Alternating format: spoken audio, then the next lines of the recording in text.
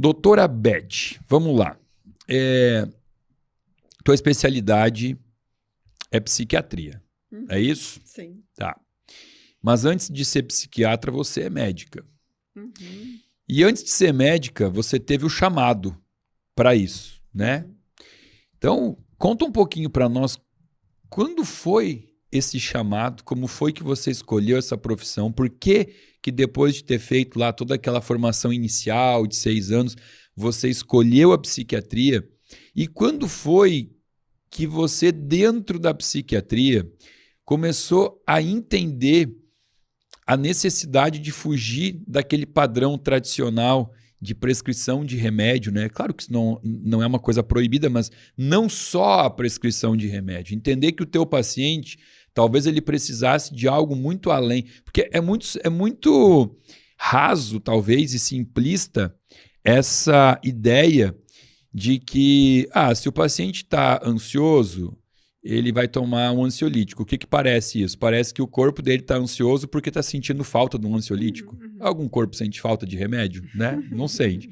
Está depressivo, então o corpo está sentindo falta de uma fluoxetina. Vamos dar uma fluoxetina. O que o corpo está pedindo, né? O que é que está faltando, né? Então, esse olhar muito mais macro, muito mais integral, que a gente sabe que você aplica hoje isso e divulga isso muito bem nas suas redes sociais, isso é uma coisa que a gente chama do pensar fora da caixa. Então, conta essa historinha pra gente aqui.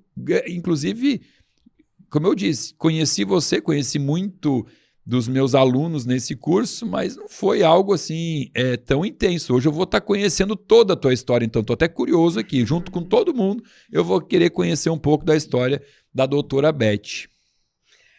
Bem, Samuel, a medicina entrou assim, eu fui uma adolescente perdida, né, naquela época de 1960 e poucos, né? Eu era muito obediente, eu fui a menina certinha. Era? Não é mais. Não. Pierre não é mais obediente. É um exemplo de mãe. E daí, mais ou menos assim, a minha mãe me obrigou a fazer o normal, né? E eu, não, né, professora primária, assim, não foi uma coisa que, né? E ela justificava isso como a mulher tem que ser independente. Mas ser professora normal é uma profissão maravilhosa, linda, né? Mas não era o que mexia comigo e também não dá independência nenhuma, né? E daí eu queria alguma coisa de ajudar as pessoas, assim. Então, daí eu fiz o normal, não queria continuar, não queria fazer estágio, daí estudei que nem uma doida, assim, e realmente passei na medicina, né? Mas tu queria ser jogadora de vôlei também, não? Olha aí, ó, ainda bem que o Pierre tá aqui, ó. Ainda bem que ele tá aqui. Bem, aquela história de ser obediente, eu jogava muito bem vôlei, né? Eu jogava vôlei, assim, eu estava no primário, naquela época era primário, secundário, e depois... E eu jogava vôlei com as meninas do terceiro, do científico do terceiro, né? Então eu jogava muito bem. Mas a minha mãe dizia que eu estava ficando masculinizada com jogar vôlei, e daí cortou, e naquela época cortava e adolescente ficava quieto e deu. Né? E acho que a minha mãe errou, mas assim, com todo carinho, acho que ela fez o melhor que ela podia naquela época e tenho a minha mãe assim, nossa, num lugar muito especial. E daí eu comecei a fazer medicina. E daí, assim, né, Samuel, medicina, fazer o quê? Né? Eu gostava muito de obstetrícia, mas obstetrícia, assim, eu não me imaginava não ter vida própria, assim, porque eu seria daquelas pessoas que não ia fazer cesárea sem necessidade e daí não ia ter vida própria. Que era o que me encantava. E daí, em termos de cirurgias, eu tentei, mas eu não conseguia cravar um bisturi ali, eu não ia. Então, uma das coisas que eu pensei foi psiquiatria, que sempre me encantou, assim, estudar a mente humana, como é que funcionava, né? Sempre fui apaixonada por esquizofrênicos. Acho que toda a psiquiatra tem uma loucura dentro de si, né, para poder entender, né? E me apaixonei pela psiquiatria, e daí fui, né? E só que depois de um tempo, assim, aquela psiquiatria clássica, bem, dentro da psiquiatria eu também circulei bastante coisas, eu fiz terapia de família, terapia de casal, terapia, né, terapia de grupos. A gente teve uma entidade que formava terapeuta de famílias, reconhecida pelo MEC. Depois eu dei aula na faculdade, na UNOESC, de medicina, lá de Joaçaba. Dei aula na psicologia da Univale. Então, assim, eu sempre fui muito inquieta. Muito inquieta. E daí depois eu fui trabalhar eu trabalhei assim com pessoas de alta renda e também no CAPS também, que tu pega a pessoa mais sofrida dentro de uma cidade assim, sabe? E no CAPS me mobilizou muito, sabe? Foi uma coisa que eu gostava muito de atender, mas a questão assim da medicação me incomodava muito, porque a medicação não tinha o resultado que eu queria. Funcionava para uns, não funcionava para outros. A medicação, quando eu via, dava uma síndrome metabólica, as pessoas engordando né, e que tu vai fazer? Daí tu tem que tomar outras atitudes, o colesterol lá em cima, desregulava tudo, né? Muitas vezes, tipo de medicações para pacientes bipolares e coisas assim.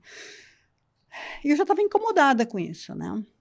Mas a grande virada deu assim, foi quando o meu sofrimento interno assim eu fui a própria mulher com sofrimento de efeito sanfona.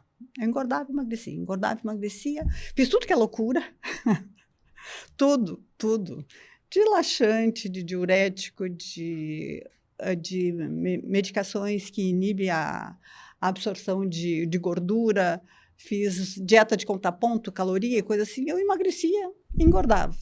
Emagrecia e engordava. E depois eu comecei a pensar assim, depois da menopausa, então, estou ferrada, né? Porque daí vai ser aquela história, engorda e, né? Eu sempre pensava assim, a energia que tu gasta para fazer um sangue, para menstruar, não vou gastar mais. Então, aquilo ali, com toda a minha dificuldade, eu só vou engordar. E eu tinha uma prima da mãe que era obesa mórbida, né? E eu tinha um pânico de ficar que nem ela, né? Eu era bem louquinha, assim, sabe? E aí, quando a minha mãe morreu, né, ela morreu de câncer, meu pai tinha morrido de câncer, foi um período muito sofrido, né? Na minha cabeça, assim, acho que mãe não devia morrer, não cabia na minha cabeça que a minha mãe tinha desaparecido, assim, para sempre, né? E daí eu fiquei, né, num estado meio confusional e fui buscar yoga e comecei a meditar. E comecei a meditar naquele velho esquema, assim, eu não sei meditar não é para mim, é muito difícil, né, porque minha cabeça não para e coisa assim, mas eu experimentei, tentei, foi uma coisa muito interessante, porque houve algumas modificações internas minhas, questão de paz de espírito, de não... É rara coisa que me tira do sério, assim, sabe? É muito raro mesmo, sabe? Não tenho paciência, não tem trânsito, não tem nada, assim. E se me tira, quando eu vou lá para né? Fico quietinha de novo e volto pro meu prumo de novo. E depois que a minha mãe morreu, veio o pânico de ter câncer. Meu pai tinha morrido de câncer, minha mãe morreu de câncer, a minha irmã tinha tido 2 cânceres de mama, e eu em pânico. Naquela época, com 60 anos, hoje eu estou com 70. Com 60 anos, eu tinha feito exames, eu estava com início de catarata, eu estava com uma placa de aterosclerose, eu estava com cisto no rim, eu estava com hemangioma. Hemangioma é um tumor benigno no fígado, né? E bem, a velhice está chegando. E eu engordando. Eu estava com 76 quilos naquela época. E daí eu fui, aquelas coisas que nada acontece por acaso, daí eu troquei de ginecologista e ela disse, olha, cada quilo a mais que tu tá, mais perto tu vai estar do câncer. Eu disse, putz, então vou morrer, né? Não tem o que fazer. E daí ela me deu alguns artigos e coisas assim, opa, tem chance, tem, né? Que eu fazia tudo certo na minha cabeça, né? Bastante frutas, alimentação integral, adoçantes, né? Tudo, 0 açúcar, diet, light, tudo assim, bonitinho. Tudo industrializado, mas de baixa caloria. Tudo perfeito, né? E cada vez engordando mais, né? Não era exagerado, era assim, 1 quilo por ano, né? Então, assim, né, se eu quero durar muito tempo, se realmente eu ia ficar, né? Para mim já estava sentindo, assim, baixando a toalha, que eu ia ser uma velhinha gordinha, né? E daí, quando ela me acordou que eu poderia emagrecer, e ela me trouxe alguns artigos mostrando assim, na questão dos alimentos integrais, coisa assim, eu comecei a estudar e a ver, e a tirar realmente, né, açúcar, usava açúcar integrais também, né, açúcar demerara, tudo com qualidade, assim. E daí comecei a mudar e consegui emagrecer, né? Então, no decorrer de 1 ano e meio, assim, quase 2 anos, eu emagreci 12 quilos. Uau! E foi uma coisa assim. E fora isso, aí fiz exames, a placa desapareceu, a catarata desapareceu, o cisto desapareceu, o hemangioma desapareceu. Eu disse, meu Deus, o que está vendo comigo, né? O que mais me preocupava era a placa de aterosclerose, porque, um cisto também, minha mãe tinha também, aquelas coisas assim. E foi uma surpresa muito grande. Bem, daí, o que eu faço com isso aqui? Será que foi um milagre que aconteceu, né? Daí eu comecei a aplicar com meus pacientes, que eu trabalhava no CAPS naquela época também em particular. E os pacientes começaram a ter um resultado muito legal, assim, né? De colocar mais exercícios físicos, de tirar o açúcar, tirar o glúten, né? E o leite. E as pacientes começaram a ter um resultado incrível, né? Pura sorte. Pura sorte. E aquilo ali, meu Deus do céu, milagre, né? Milagre. E isso aí me encantou. Daí eu já estava assim, querendo vir para. Eu morava em Santa Catarina, estava querendo vir para o Rio Grande do Sul. E daí eu fiz um ano sabático, assim, né? O ano anterior à pandemia foi um ano mais ou menos sabático para mim. Eu tinha dores no joelho, eu tinha uma hérnia também de disco que, né, funcionalmente não tenho dor nenhuma. E o que aconteceu assim, não, o que eu faço com tudo isso? Daí assim, né, internet. Mas assim, ó, eu era de uma pessoa, sabe, as gordinhas sabem como é que é, né? A gente não aparece, não tira fotografia, se esconde de foto, de vídeo nem pensar.